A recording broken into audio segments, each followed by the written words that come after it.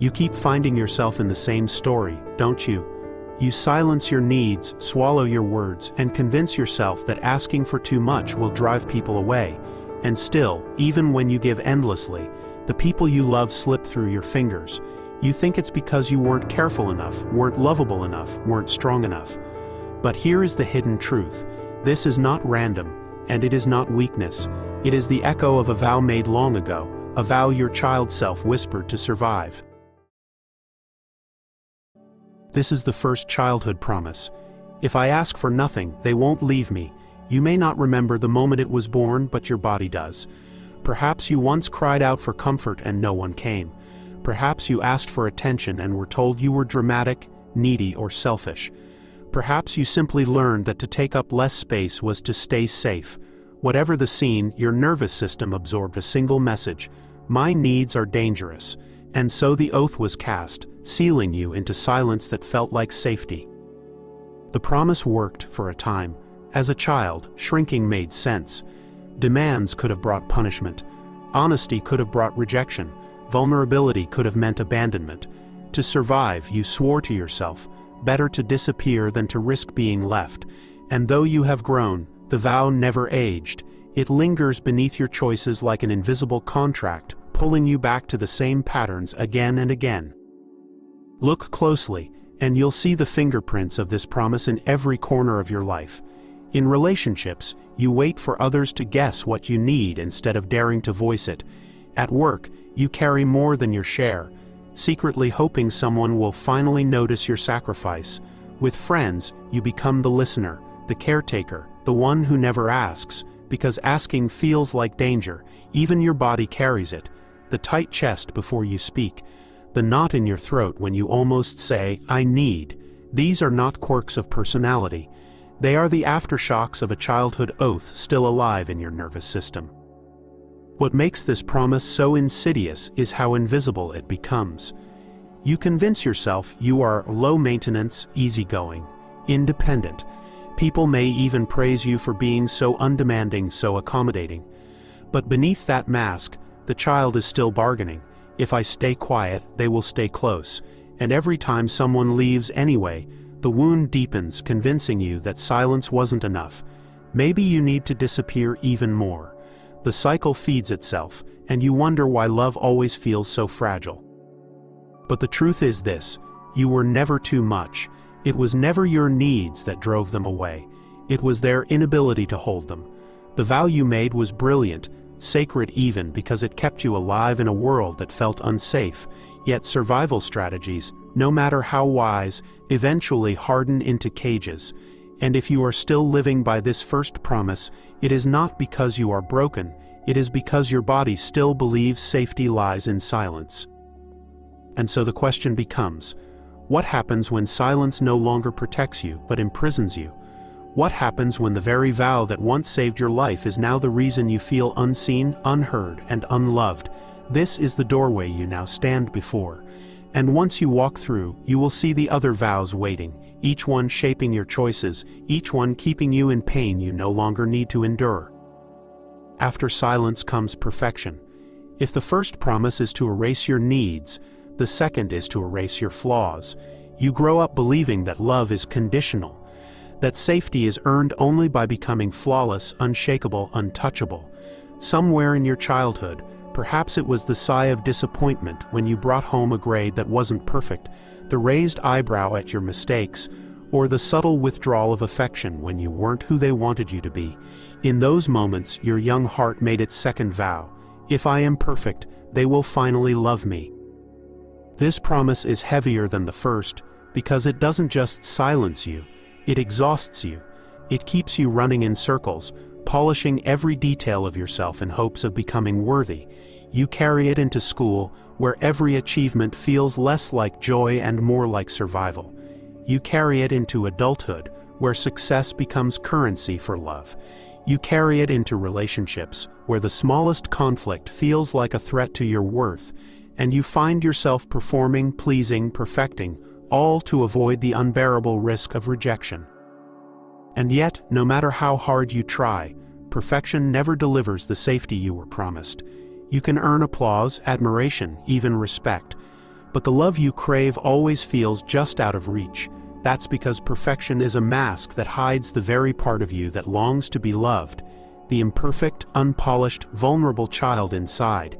You believe that love is waiting on the other side of flawlessness, but in truth, every time you strive for perfection, you are abandoning the very self that needed love most. Perfection feels like a shield, but it is made of glass. It cracks the moment you falter. It shatters the moment you reveal your humanness. And because of this, intimacy becomes terrifying. To let someone close enough to see your cracks feels like handing them the power to destroy you.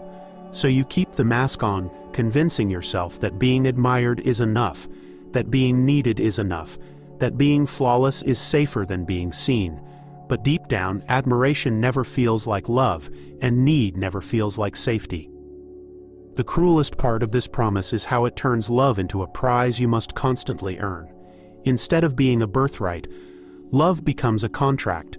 I give you perfection, you give me affection. And so you bend, twist, overextend, and betray yourself in service of keeping others close. The child inside whispers, "Don't slip, don't stumble, don't show them who you really are, or they'll leave." And so you live a life of quiet panic, bracing for the day someone sees the truth and walks away. But here is the secret that perfection never lets you see. The people who leave you when you falter are not abandoning you because you are flawed. They are leaving because they were never capable of love without conditions. Your worth was never the problem. The vow was. The sacred adaptation of your inner child made you believe that love could only be earned, but that was a lie you inherited, not a truth about who you are. And so the cage begins to crack. If you are still chasing perfection, it is not because you are broken, but because you once swore to yourself that flawlessness would protect you. Now the question becomes, can you imagine being loved not for your perfection, but for your presence, not for your mask, but for your essence? This is where the second promise begins to dissolve, when you realize that perfection was never the price of love, only the prison that kept you from receiving it. After silence and perfection comes distance. The third vow is not about becoming small or flawless, it is about becoming untouchable. When closeness once brought pain, when intimacy once exposed you to rejection, humiliation, or abandonment, the child within you made the only decision that felt safe. If I never let anyone close enough, they can never wound me again. This is the oath of withdrawal, the quiet promise of self-protection at all costs. It doesn't always look like distance. Sometimes it looks like independence so fierce it borders on isolation. Sometimes it looks like walls of humor, sarcasm, or busyness that keep people at arm's length. Sometimes it looks like choosing partners who are unavailable from the start, so that intimacy is always just out of reach. What it really is, though, is a fortress built around your tenderest places, a castle designed by a child who once learned that openness meant danger. This vow can make you appear strong, even enviable. Others might admire your independence, your resilience, your ability to keep moving no matter what.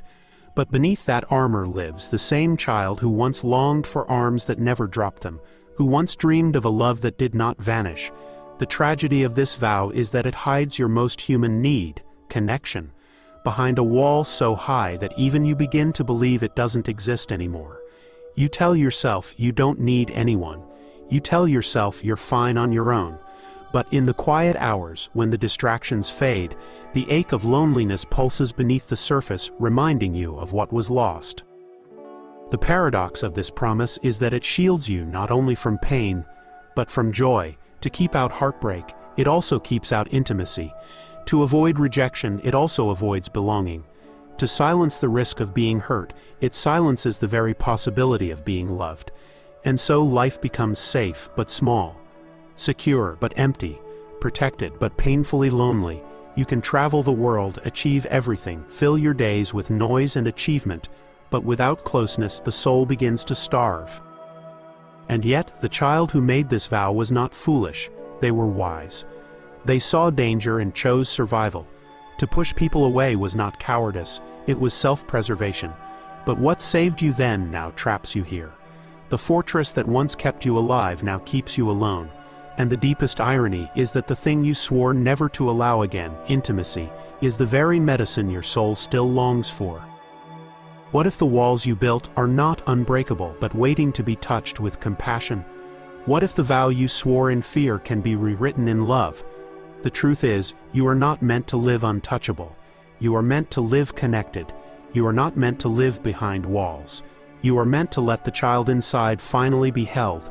And when you do, you discover that safety does not come from isolation. It comes from trust, from presence, from choosing love without the old fear guiding every step. And so we arrive at the heart of these three promises. Silence, perfection, and distance, each one forged in the fire of survival, each one carried into adulthood as if it were truth. But they are not truth. They are vows made by a child who had no other choice. And now, as you listen, you are beginning to realize, you do have a choice. You can name them, you can unbind them, and you can step into a life where your worth is not conditional, your presence is not too much, and your love is not forbidden. By now, you may already feel how these promises are not relics of the past. They are still alive, woven into your choices, your relationships, and even the way you see yourself when you look in the mirror. The vow of silence whispers whenever you hesitate to speak up, fearing that your words will push someone away. The vow of perfection stirs whenever you feel the urge to over-deliver, overperform, overextend, hoping that if you're flawless, you won't be abandoned. And the vow of distance hums quietly whenever someone gets too close, when tenderness feels like threat, when love feels like danger. These promises are not gone. They are still being spoken not by your lips but by your nervous system. In relationships, the pattern shows itself in cruel paradoxes. You long for closeness, yet push it away. You crave reassurance, yet distrust it when it comes. You love deeply, but live in fear that love will vanish. And so you dance between extremes, clinging too tightly or detaching completely.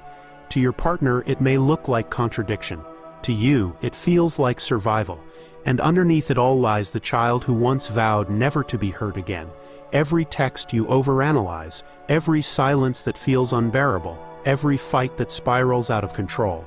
These are not random quirks. They are echoes of those early promises. At work, the vows are just as present. Silence keeps you from sharing your ideas or asking for what you're worth.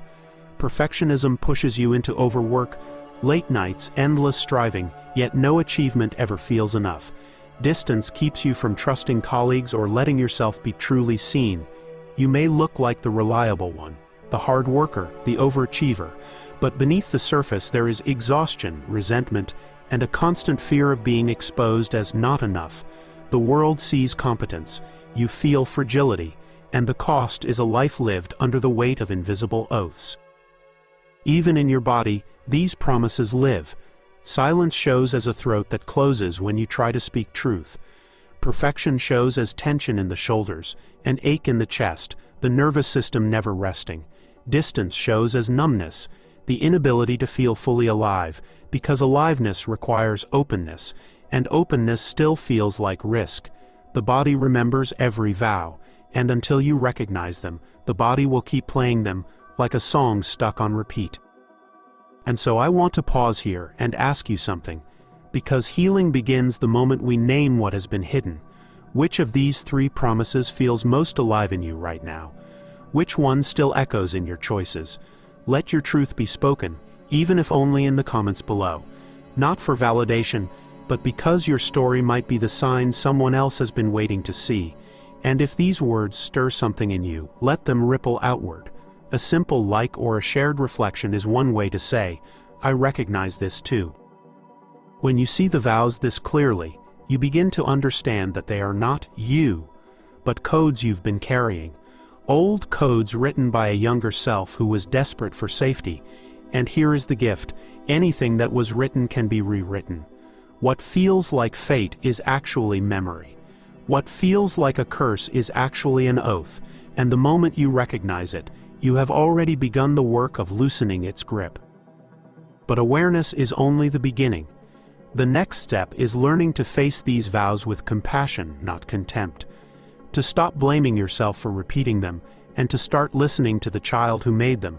Because until that child is heard, the promises will remain, and that is where our path now turns, into the hidden paradox of survival and sabotage.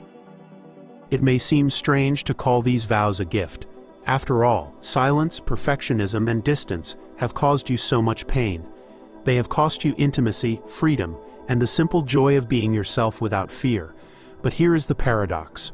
What feels like sabotage today was once salvation. These promises were not born from weakness, they were born from brilliance. A child who had no power to change their environment found power in shaping themselves. And so silence became a shield, perfection became a bargain, distance became a fortress. What looks like chains now were once the very keys that kept you safe. Silence kept you from provoking anger, from inviting rejection, from being shamed for wanting too much. It carved out a small space where you could exist without drawing fire. Perfectionism gave you a sense of control in a world that felt unpredictable, as if being flawless could guarantee stability. Distance kept your heart from being shattered over and over again. These strategies were not flaws. They were wisdom, embodied in a nervous system too young to articulate it. They were spells you cast on yourself, sacred oaths to survive what would have otherwise been unbearable. And yet what once kept you alive has slowly become the very pattern that steals life from you now. Silence that once shielded you now suffocates you. Perfection that once gave control now enslaves you. Distance that once protected you now isolates you. The spell that saved you has become the cage that confines you. And this is the tragedy so many of us carry. We confuse the adaptation with our identity. We say, "This is who I am, quiet, hardworking, guarded." But it isn't who you are. It is who you became to stay alive. To see this truth clearly is both heartbreaking and liberating. Heartbreaking, because you realize how much of your life has been shaped by vows you never consciously chose. Liberating, because what was once chosen unconsciously can now be rewritten with awareness. You are not doomed to repeat the same cycle forever. The promises you made as a child are not eternal laws. They were choices of survival, and choices can change. This is why healing often feels so disorienting. It is not the creation of a new self. It is the dismantling of an old spell. A spell that told you love is conditional, that safety is fragile, that self-expression is dangerous. And as you begin to question that spell, you may feel lost. Who am I without these vows? Who am I if silence no longer defines me? If perfection is no longer my bargain, if distance is no longer my shield? The answer may terrify you, but it also carries the deepest freedom. You are someone who no longer has to live in survival. And so the paradox gives way to possibility. If the vows you made once kept you alive, then letting them go now is not betrayal of the child. It is the greatest honor you can give them. Because what that child longed for was not a lifetime of silence, perfection, and distance. What they longed for was safety, love, and freedom. And those are the very gifts you begin to reclaim when you see the spell for what it is. Not destiny, not identity, but a sacred adaptation whose time has passed. The question now becomes, how do you move from survival to presence? How do you honor the child who made these vows, while also setting yourself free from their grip? That is where our path leads next, into the art of rewriting promises, of stepping beyond survival and into wholeness. To begin loosening the vows, you must first see them not as enemies, but as allies that have simply overstayed their welcome. If you fight them, you only deepen the war inside yourself. But when you acknowledge them, when you whisper, "Thank you for keeping me safe all these years," something softens. The silence that once strangled you begins to open its hand. The perfectionism that once controlled you starts to loosen its grip. The distance that once kept you safe begins to lower its walls. These promises dissolve not through force but through compassion. Imagine speaking to the child inside you who made these vows. You kneel down, look into their frightened eyes and say, "I know why you made this promise. I know why you stayed quiet, why you tried to be perfect, why you hid your heart. You thought it was the only way to survive. And you were right, it saved us then. But look around now, we are safe, we are loved, we don't need this bargain anymore." In that moment the nervous system begins to rewire, because the child who was frozen in time finally hears the truth. The danger has passed. Healing these vows is not about bulldozing through old defenses. It is about reteaching your body that tenderness is no longer a threat, that love can mean safety, that rest is not abandonment. You begin in small ways, daring to speak a truth in a room where you once stayed silent, daring to leave a mistake uncorrected instead of striving for perfection, daring to let someone close without pushing them away. Each small risk is not random, it is a rewiring. It is your nervous system learning a new story. I can be loved without disappearing.